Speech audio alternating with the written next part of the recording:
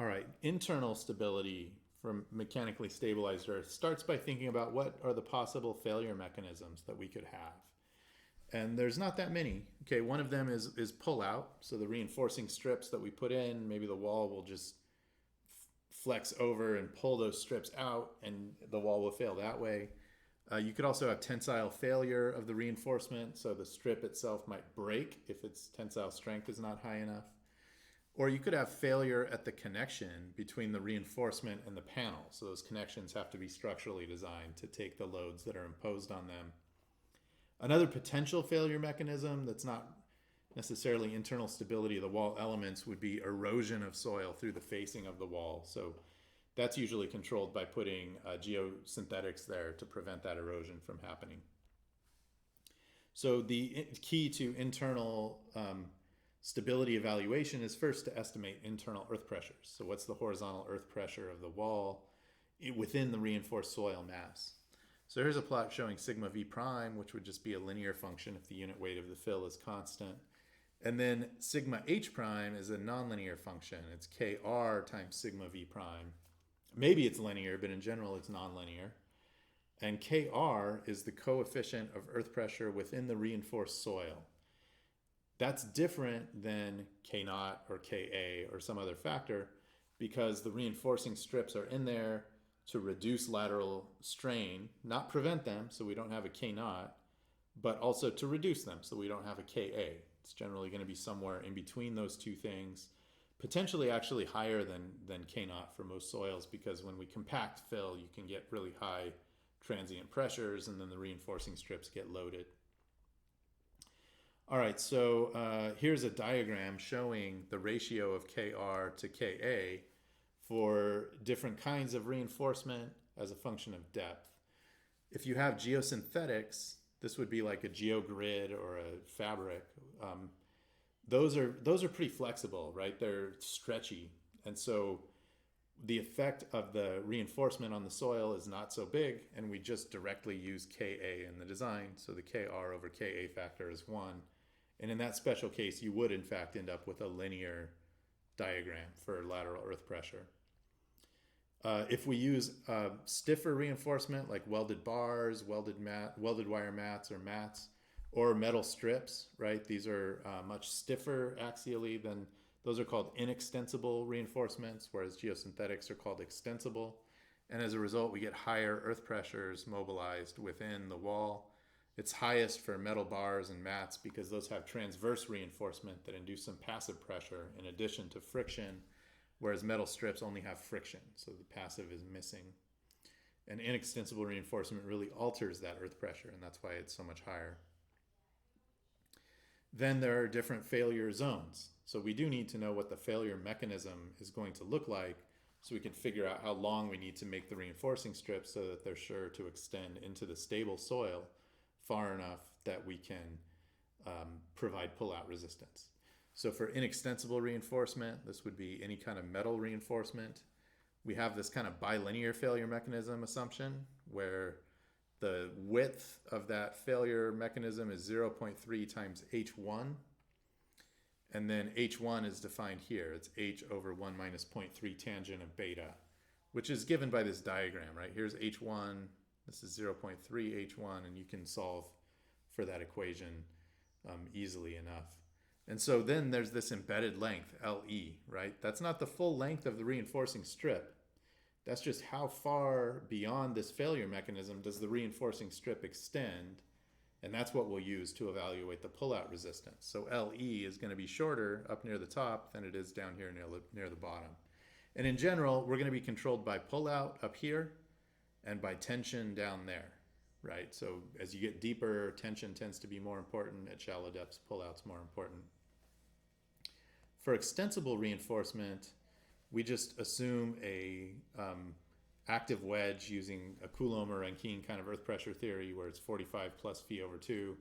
So that's no wall friction, so it's actually a Rankine mode. And then you can compute the embedment length that way. That's that L sub E. All right, then there's the issue of tension per unit width. So we've got the earth pressure diagram.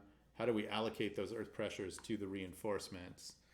So here's a diagram just showing multiple levels of reinforcement. Well, we're going to need to know the vertical spacing now between those reinforcements in order to use a tributary area method to allocate earth pressure to the reinforcing strips.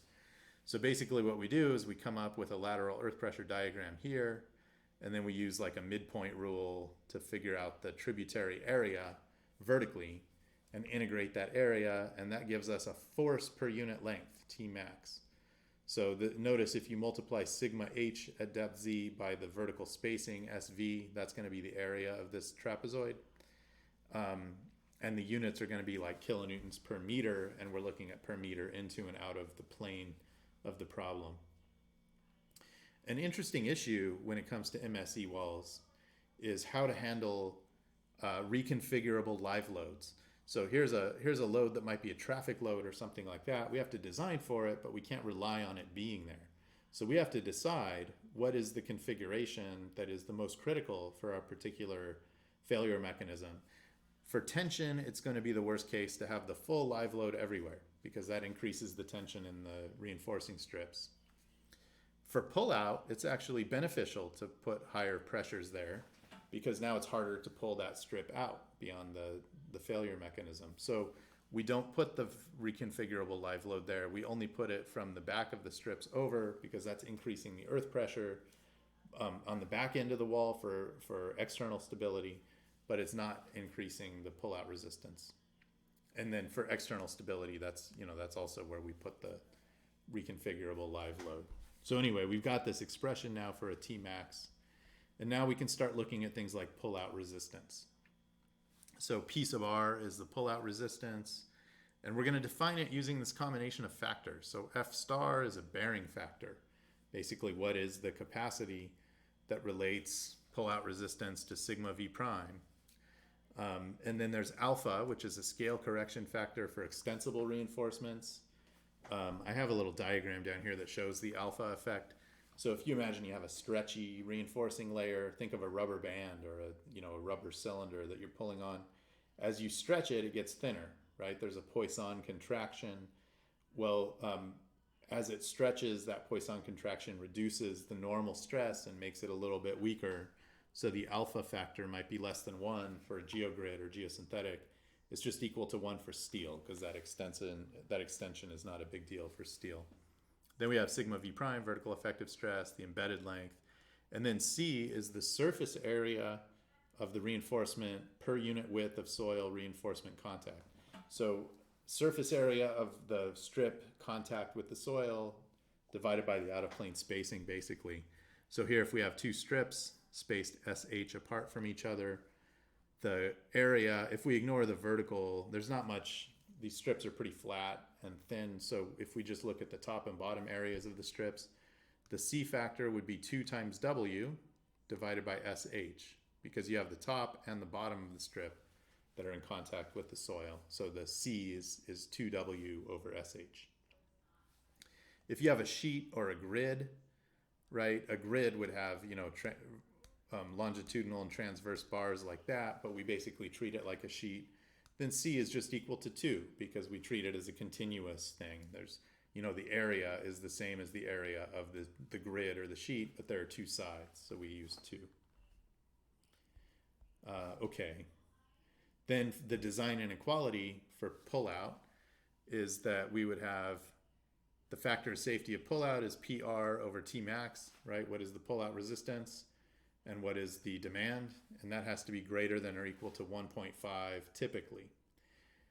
Now, there's different ways of approaching this problem. One would be that you can guess how long the reinforcing strips have to be, and then you can compute the factor of safety against pullout.